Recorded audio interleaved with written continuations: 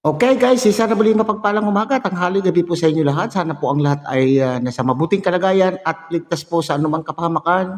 Saan man po kayo dako ng mundo naroon. Ako pumuli ang inyong likod, Maestro 21 TV. At sa ating video ngayong araw na ito mga kalingap, tayo muli po ay magbibigay ng ating panibagong opinion, kuro-kuro, at komento at reaction po tungkol nga po dito sa sinasabing panawagan at pakiusap po ni Kalingap Edu. Okay? So sa ating pong sa mga nakalipas na araw, mga Kalingap, ay marami po tayong nakikita. Bukod po doon sa mga issue na ikinakabit po kay Kalingap Edu, at ito po ay issue din o kwento or tama, issue din po sa mga beneficiary po niya, mga Kalingap. At kamakailan lang, kahapon yata o kanina po ay may dumaan po sa ating YT wall tungkol po sa sinasabing thumbnail na sinasabing walang swerte. Hindi daw sinuwerte itong si Kalingap Edu sa kanya pong beneficiaries.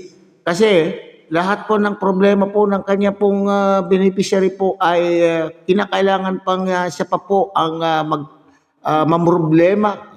Okay, kung baga ay siya yung tinatakbuhan ng kanya pong beneficiary, kagaya po ito ngayong latest na problema po ng isang beneficiary kung saan po siya po ang beneficiary po ay nawawala. Nawawala at hindi natin alam kung nawawala na may pangyayari or kusang umalis sa kanila pong tahanan. Kaya po ang pamilya po ni Hana, okay, Hanilin, Hana, Hana, okay. So kung saan ito po ang kanya pong pamilya po ay nag-aalala, kaya sa hindi nila po kayang gawin na sila lang po ay sila po ay dumulog na po kay Kalingap Edu upang sa ganun ay sila po ay matulungan resolbahin ang kanila pong problema o naghahanap po ng kakampi o kasama upang mahanap po ang kanila pong kapamilya. Okay? So ngayon mayroon pong pakiusap o may panawagan po itong si Kalingap Edu. So yan po yung ating pag-uusapan. So atin pong tunghayan muna ang isang maikling video clip na ating pong kinuha po sa pahayag po ni Kalingap Edu. Tunghayan po natin mga Kalingap. Na yun, nung panahon na yun, nung araw na yun, talagang halos wala akong pahinga guys. Kami ni Kuya Jilo, galing pa kami nun sa pagbablog. Siguro alas 9 kami naglakad, nagkasikaso, nagbablog pa kami ng may baka kaming lakad eh. Tapos nung pag-uwi namin, biglang dumating si Hana guys. At yun nga, may dalang masamang balita.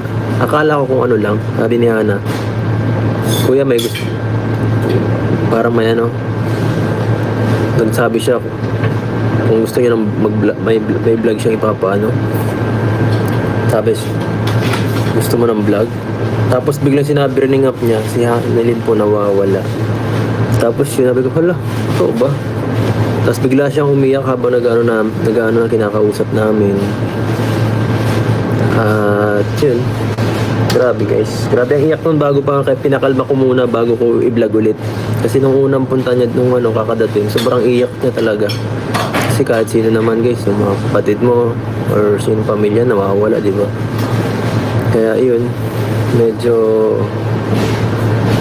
nakakawa talaga. At wag po natin guys, nga pala, wag po natin iba si Hanilin guys. Kasi yung bata ay bata pa yan eh. Siyempre maramdamin. At hindi pa ganun ka ang isip kasing kaparehas natin, di ba? 15 anyos pa lang kasi madali pang i-brainwash ng ibang tao. Hindi makakatulong na i-bash yung bata. Hindi makakatulong guys. Kasi pag ginawa po natin yun, lalo baka mas lumayo yung loob sa atin, at ang masama pa doon, baka mangyari magrebelde yung bata. Immature pa yan guys, madali pang ma-impluwensya ng kapwa, wala pang masyadong sariling desisyon, hindi pa niya kaya mag-isip para sa sarili niya. Kaya po guys, Huwag nating masyadong anuhan, basin yung bata sa kanyang nagawang isang pagkakamali. Hindi yun ang basehan ng kanyang pagkatao. Kaya wag po tayong kasi sa tayong lahat, may mali naman tayong lahat. Huwag tayong maging malinis, guys. Kaya lang kasi minsan sa mga ganyang bagay pa tayo mas lalong gumagaling eh. Sa mga pagkakamali natin, dyan tayo mas nakakuha ng determinasyon para mas magpatuloy, mas galingan. Kaya Okay, so yan po yung panawagan at pakiusap po ni Kalingap Edu sa mga supporters na sana lang po naman daw ay wag masyadong magbigay po ng mga negatibong komento tungkol po sa kay Hana. Okay, alam po naman natin na si Hana ay minor de edad at wala pa po sa kahustong gulang, baka damdamin po niya ang mga mababasang mga komento na kagaya po siguro yung ginawa po niya ngayon ay maaaring mayroon po siyang hindi nagustuhan sa kanila pong tahanan kaya po siya po ay umalis. Alam po naman natin ang mga kabataan ngayon, mga kalingap ay mga sensitibo. Mga sensitibo po sila sa mga pangyayari kaya ang mga nangyayari ngayon ay hindi natin mawari kung nasaan siya ngayon. Maganda kung siya po ay nagpunta lamang po sa kanya po mga kaibigan at naghahanap po ng kalinga, pansamantala o baka naman po ay nag-a-unload ng kanya pong problema. Tama po yun mga kalingap. Papaano na lamang po kung itong batang ito ay mapapariwara. Okay. O halimbawa ay dahil po sa kanyang tampo ay naglalakad-lakad kung saan-saan po. Yun po yung inaalala po ng isang magulang, mga kalingap, kapag ang ating mga anak ay wala pa po sa ating mga tahanan sa takdang oras o takdang panahon. Hindi po ba? O abot-abot po ng nervyos ang inaabot po natin, lalo po at babae. 15 anyos. So hindi natin alam, mabuti kung nagpaalam na siya po ay aalis ng muna at siya po ay burn out sa mga pangyayari sa kanila pong tahanan o alam po natin na may sinamahan na kaibigan, alam po natin na may sinamahan na boyfriend. Iba na po talaga ang kabataan ngayon mga kalingap. Hindi po nila iniisip yung kalagayan po ng magulang, yung pag-aalala po ng magulang. Okay. Anyway, dito tayo sa pakiusap. Okay, oo nga naman po. Dito natin po makikita na talagang itong si Kalingap Edu ay very hands-on o very po siya sa kanya pong mga beneficiary. Very, anong tawag po diyan mga Kalingap? Very concerned. Okay. So, kaya po siguro itong pamilya po ni Hana ay sa kanya lumapit imbes na po sa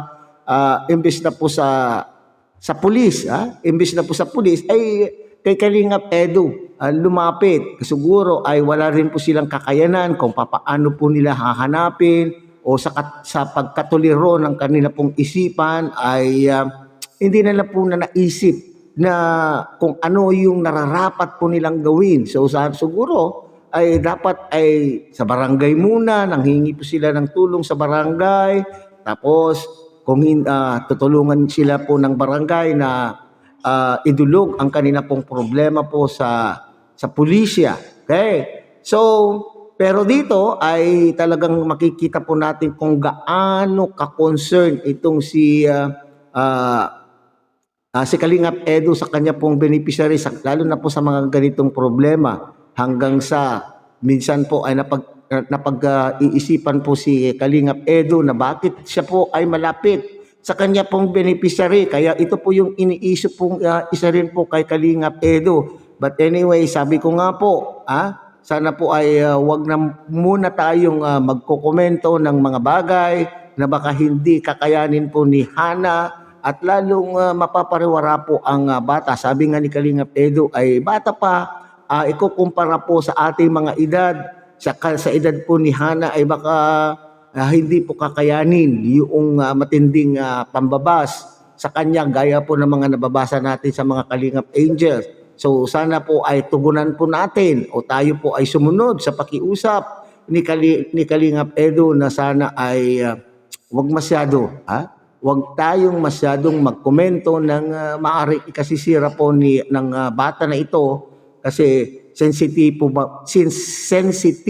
pa po, yung ganitong edad mga kalingap ay sensitibo pa po ang kanya pong nararamdaman. Okay? So, ganun po talaga ang mga bata. Kaya, harinawa ay matulungan po ni Kalingap Edu ang pamilya at nang sa ganun ay maibsan naman po. Maibsan po yung pag-aalala, lalo na po yung tatay na talaga naman pong natunghayan po natin kung gaano kasipag, kung ano po ang kanya pong ginagawa para lamang po mairaos ang pangangailangan ng kanya pong pamilya. Pero talagang ganyan po ang buhay. Huwag tayong mawawalan po ng pag-asa.